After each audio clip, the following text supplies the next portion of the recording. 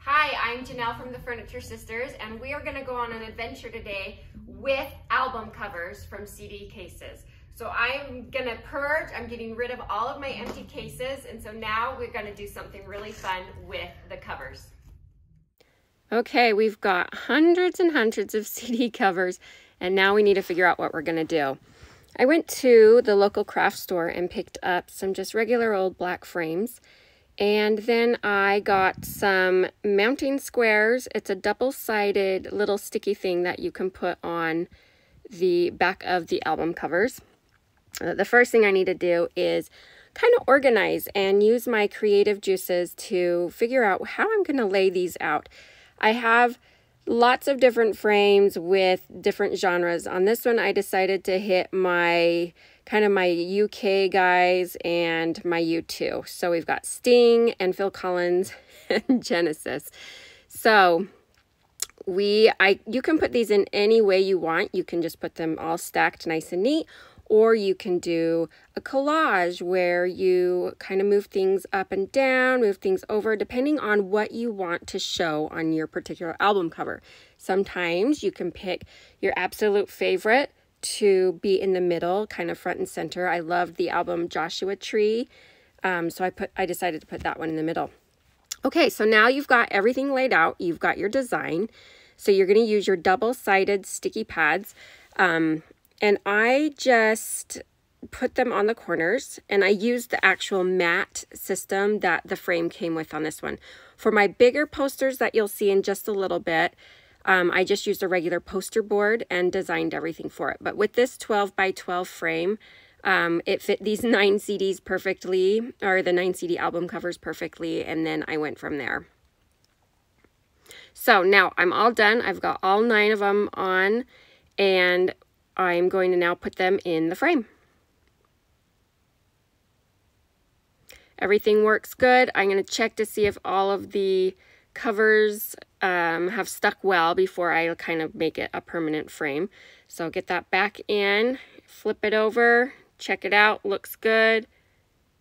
All right, I think it's ready to be hung up on the wall.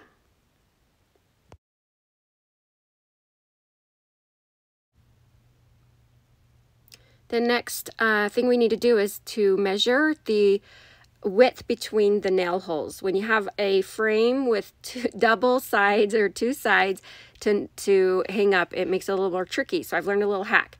Measure with some painter's tape, put a nail hole exactly where you need it, and then you'll have a nice template to use for all your frames. Next, I use a laser level system to make a straight line on the wall. I'm going to use my level just to make sure everything is good. It's looking good. Yeah, that's awesome. Okay, I've measured in where I want my very first hole. So then I'm going to take my painter's tape and I'm going to go right on the line of where the hole is. Right there.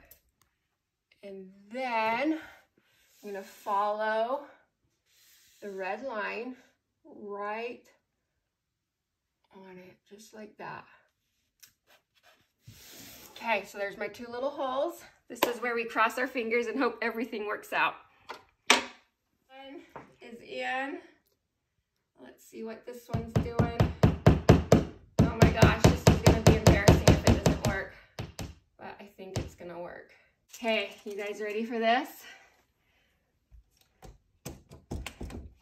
Dun, da, da, da. And that one goes down. Did we do it?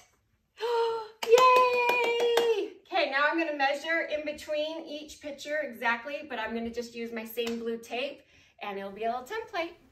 So I actually, on the bottom of each one of these frames, put a little soft felt sticker pad to protect the wall. And then as you can see here, I just used that same template, that blue painter's tape, and went through. These are 22 by 27 frames, and each genre is in the frame. So the first frame was like the female singers, divas, I guess you could say. Then I had my alternative grunge, R&B, rap, and rock. So there we go, all done. What do you guys think of that? I think it's awesome. It's so neat for my high school kids to come down and check it out. Picture. This is my boy band collection. NSYNC's making a comeback. Okay, let's get it on and take a step back and let's admire, see if it's all the same. All right, here's our gallery wall as you come down my basement steps.